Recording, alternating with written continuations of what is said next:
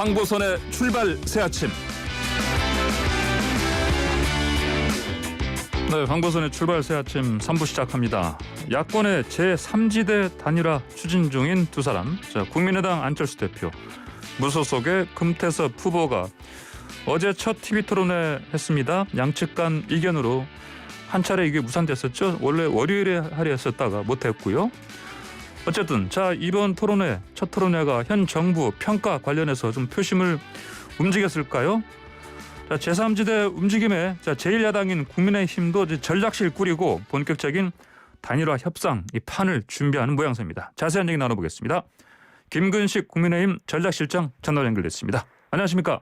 네, 안녕하세요. 김근식입니다. 예, 어제 전략실장으로 임명되셨죠? 네네, 그렇습니다. 임명장 받으신 거죠, 어제요? 예, 어제 비대위에서 공식 의결돼서 예. 어제 오후에 임명장 받고 업무를 시작했습니다. 그럼 김정은 위원장 만나보셨겠네요? 네, 그렇습니다. 거기서 뭐 좀 특별히 나누신 말씀 좀 있습니까?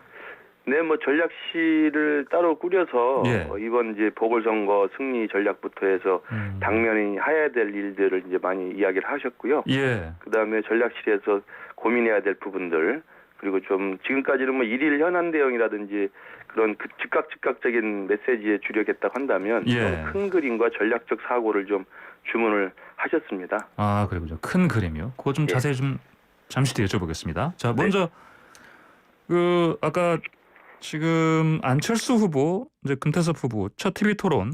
자, 여기서 뭐 안철수 후보의 뭐 정권 교체 의지 좀 읽으셨습니까?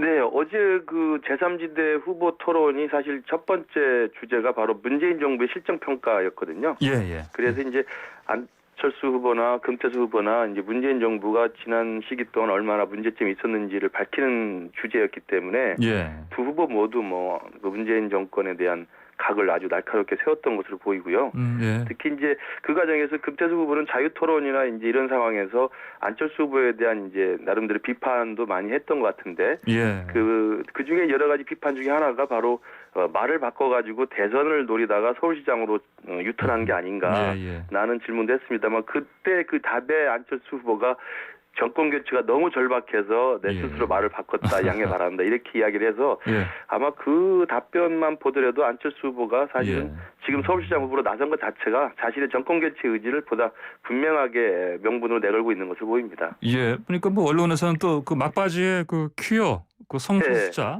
뭐 이 행사 참여하는 거 이것 가지고도 좀 그래도 금태섭 후보가 좀 그나마 좀 대립각을 세운 거 아닌가 이렇게 보이는데 어떻게 보셨습니까?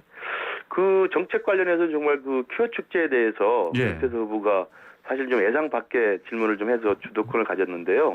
이게 이제 성소수자 축제에 대한 건데 금태섭 후보는 그 부분도 굉장히 이제 오픈 마인드로 좀 열어서 다 허용해야 되지 않겠느냐는 좀 훨씬 더 리버럴한 입장인 반면에 안철수 후보는 그분들의 의견도 존중하지만 또 그 축제를 거부하는 사람들의 의견도 존중해야 된다 이렇게 답변을 해서 아마 그 퀴어 축제에 대해서는 그 두 후보가 명백하게 입장이 좀 엇갈렸던 것으로 보입니다. 예, 알겠습니다.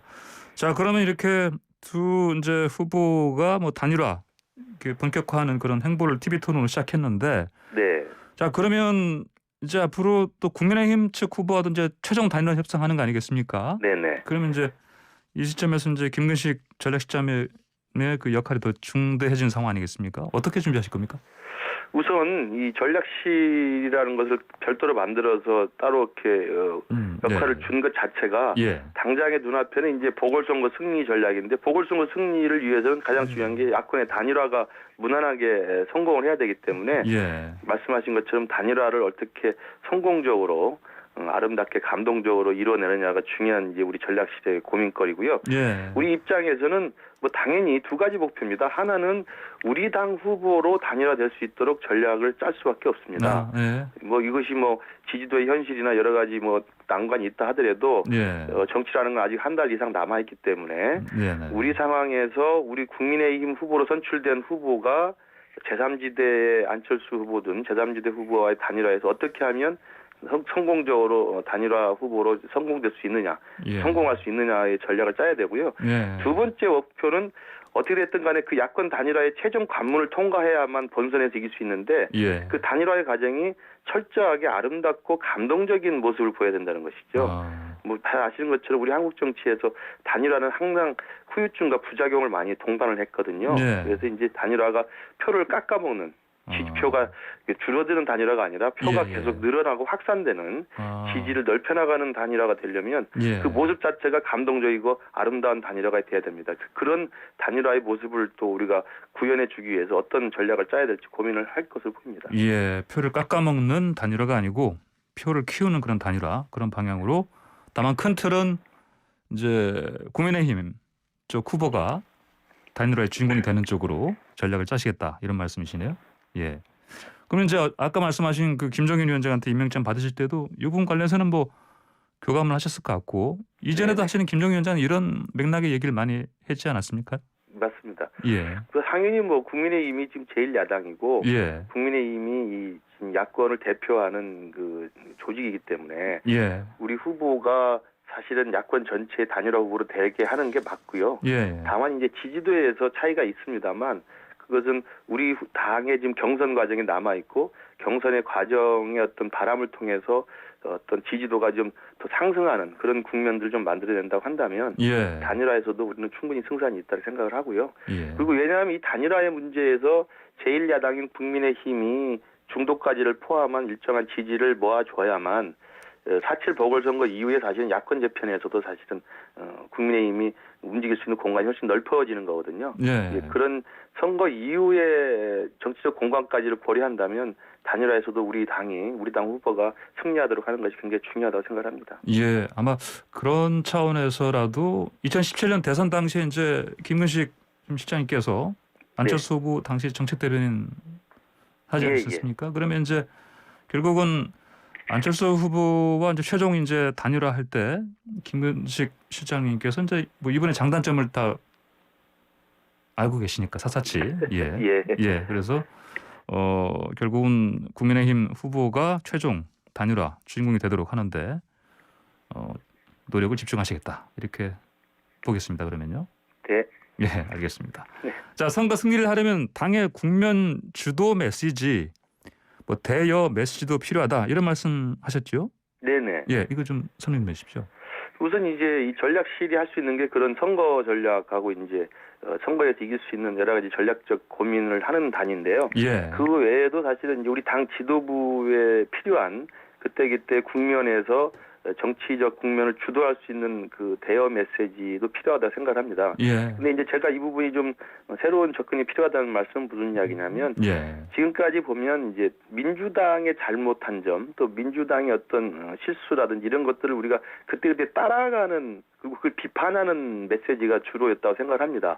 저를 포함해서 당 지도부도 마찬가지고. 그래서 민주당의 잘못을 지적하는 좀 네거티브에 집중한 메시지도 필요하지만, 우리 당이 우리 한국 정치의 어떤 주도권을 가지고 우리 당이 뭔가 포지티브하게 우리 당의 국면을 주도할 수 있는, 민주당에 끌려가고 민주당을 뒤쫓아가는 메시지가 아니라 우리 당이 민주당을 이끌어내고 민주당을 끌어내는 이런 좀 포지티브한 메시지도 우리가 생각을 해야 된다. 특히나 선거 국면에서는 상대방에 대한 물론 정치적 공박이 있고 비판이 있습니다만, 그것 플러스 정책이나 아니면 새로운 비전이나 미래에 대한 새로운 어떤 제시를 통해서 야당이 대안이 될 수 있다는 걸 보여줘야 되기 때문에 그런 의미의 좀 새로운 대응 메시지도 개발을 해야 된다고 생각합니다. 알겠습니다. 자, 그럼 그런 차원에서 앞으로 이걸 실행할 그 인적 구성요, 전략실. 이것도 좀 어떻게 좀 틀을 좀 짜고 계십니까? 그래서 제가 실장 역할을 맡았기 때문에 그런 고민들을 같이 할 수 있는 전략실 멤버들을 지금 만나서 접촉을 하고 있고요. 구성이 되면 공개해드릴 수 있는 분은 공개를 해드리고 사정상 불가피하게 비공개를 하실 분들은 또 그렇게 활동을 하도록 할 생각입니다. 그 공개하실 만한 분은 지금 한 분 정도 말씀해 주시면 어떻습니까? 지금 뭐 TV 패널에서 많이 활동하고 있습니다만 장성철 정책공감센터 소장님하고 지금 이야기를 하고 있습니다. 아, 그렇습니까? 알겠습니다. 자, 그러면 다른 얘기도 좀 해보겠습니다. 자, 요즘 이것 때문에 좀 논란이 뜨거운데요. 신현수 청와대 민정수석 결국은 저 휴가를 떠났습니다. 사의 표명하다가 박범계 장관이 뭐 앞으로 소통을 좀 해보겠다 얘기했는데, 이 상황은 좀 어떻게 지금 보고 계십니까? 우선 뭐 다들 임기 말에 드디어 이제 대통령의 권력이 빠져나가는 레임덕이 아니냐 이렇게 이야기를 합니다만 예. 저는 그런 측면도 있고 또한 더 중요한 측면은 여전히 청와대 내에 이른바 문재인 정권의 좀 강경파들이 주도권을 갖고 있고 국민들이 바라는 바대로 조금 더 좀 대통령이나 이 문재인 정부가 좀 입장과 기조를 좀 수정할 수 있는 그런 온건한 주장을 하시는 분들이 여전히 핍박받고 있는 게 아닌가. 이런 저는 우려가 더 크다고 봐요. 그러니까 임기 말에 레임덕 현상은 사실은 대통령 단임돼서는 불가피한 상황입니다. 근데 그 문제보다 지금 문재인 정부가 특히나 이제 민정수석이라는 건 검찰과의 조율이 필요한 자리인데 지난 1년 동안 국민들이 가장 힘들었고 견디기 어려웠던 게 추윤 갈등 아니겠습니까? 이게 추미애 법무장관의 검찰개혁 주장과 윤석열 검찰총장의 이제 검찰의 독립성 문제가 부딪힌 건데 이 부분에 대해서 피로감에 쌓여서 저는 대통령께서 지난 연말에 신현수 수석을 기용했다고 보는데 결국은 그 신현수 수석마저도 기존의 추미애 라인류의 그 검찰에 대한 강경한 입장을 고집하는 그 세력들에 의해서 대통령이 결국 그 승복하고 또는 포박당하지 않았느냐. 그런 면에서 저는 오히려 문재인 정권은 입장을 바꿀 기미가 전혀 없구나, 가능성이 없구나, 이거 기대가 불가능한 정권이다라는 그런 실망감이 저는 국민들한테 더 크지 않나 생각을 합니다. 이런 표현도 쓰신 거로 제가 봤습니다. 그 간신이 아닌 충신의 길을 택했다. 이거 무슨 말씀입니까? 그러니까 신인 수석 입장에서는 물론 이제 수석 비서관도 비서기 때문에 대통령의 뜻을 따르는 게 맞습니다만 왕조 시대의 비유로 하더라도 왕의 지시가 잘못된 것이 옳지 않은 것이면 자신의 직을 걸고 간언을 하는 거거든요. 그런 의미의 검찰에 대한 신현수 수석의 입장이 전달이 됐었지만 결국은 박범계 장관에 의해서 패싱이 되고 결국은 또 대통령이 몰랐다고 할 수가 없는 게 대통령이 그 사실을 모르고 했다면 무능한 거고요. 사실은 신현수 수석을 패싱하고 법무장관의 단독안이 올라왔던 걸 제가 했다면 사실 알고 한 거거든요.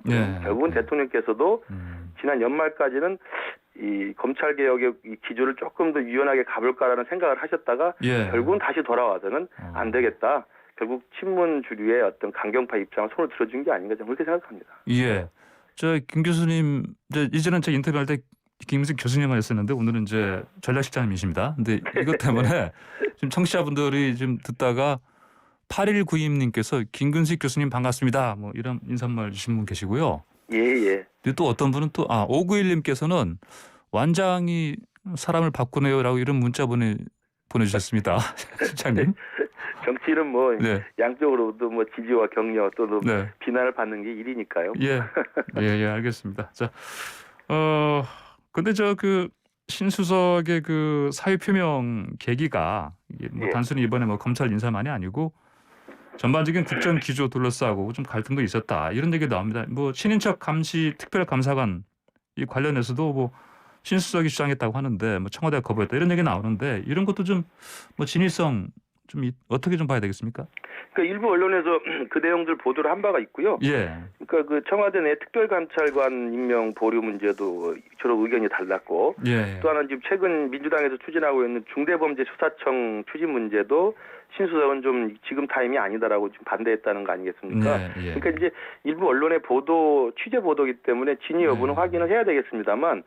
전반적인 건 아까 제가 말씀드린 것처럼 검찰 인사안에 대한 패싱 여부 그리고 민정수석이 대통령한테 사표를 냈다고 하는 레임덕 여부보다는 많은 국민들이 바라는 것은 문재인 정권이 정권 말기에도 좀 국민들의 요구에 좀 부응하는 그러니까 민주주의의 가장 큰 그 특징 중에 하나는 이게 대응성의 논리거든요. 그러니까 여론이 바뀌면 정권도 바뀌어주는 게 민주주의 핵심 논리인데 문재인 정부가 임기 말까지 끝까지 자기 길을 고집하고 국민의 뜻과 다른 길을 간다는 게 이제 가장 큰 저는 그 피로도고 불안 요인인데 그런 맥락에서 청와대 내에 여전히 임기 말까지 강경파가 계속 득세할 수밖에 없는 구조다. 그리고 그 구조 안에서 대통령이 온건한 파에 힘을 실어줬던 신수석마저도 못 견디고 나가는 게 지금 그 가장 상징적인 모습이 아니겠느냐.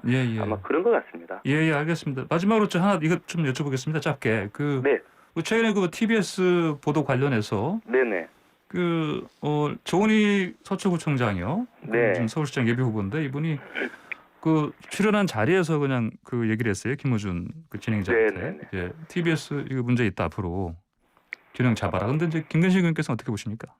저는 그 지금 TBS 특히 뭐 김어준 씨 나오는 프로그램에 이제 정치적 편향성 논란이 있는 건 뭐 사실인데요. 예. 그렇다고 그래서 서울시장이 이번에 바뀐다고 그래서 바뀐 시장의 또 입맛에 맞게 TBS가 새로 뭐 프로그램을 만들거나 새로 진행자를 데려오거나 아니면 뭐 프로그램 편성에 관여하는 건 저는 오히려 똑같은 논리라고 생각을 하고 똑같이 비판받을 수밖에 없습니다. 그래서 그렇게 접근하는 것보다는 지금의 편향성 논란이 있다면 새로 들어오시는 야당 시장이 되더라도 TBS 독립성을 보장해 주는 것이 우선 필요하다. 왜냐하면 지금 정관상 서울시장이 대표이사를 임명하게 돼 있거든요. 그렇기 때문에 눈치를 볼 수 있는 구조이기 때문에 저는 뭐 공약으로 제가 제시를 했었습니다만 서울시장이 인사권을 포기하는 독립성을 보장하고 그 대신에 TBS가 지금 연간 400억 원의 서울시 예산을 지원받고 있습니다. 근데 이 부분도 그래서 좀 독립성 보장이라는 측면 그리고 TBS가 교통방송의 시대적 소명과는 좀 상관없는 정치적 논란이 있기 때문에 그 지원금을 끊어주면서 TBS 스스로 독립적인 독자적이고 자율적인 방송으로 쓸 수 있도록 도와주거나 아니면 그 쓸 수 없다고 한다면 뭐 해산을 할 수 있도록 자리를 만들어주는 게 저는 언론의 독립성을 보장하는 그러면서 TBS의 정치적 논란을 불식시키는 그런 방안이라고 생각합니다. 네, 알겠습니다. 자, 김근식 교수님 오늘 말씀 여기까지 듣겠습니다. 감사합니다. 네, 감사합니다. 네, 지금까지 김근식 국민의힘 전략실장과 함께했습니다.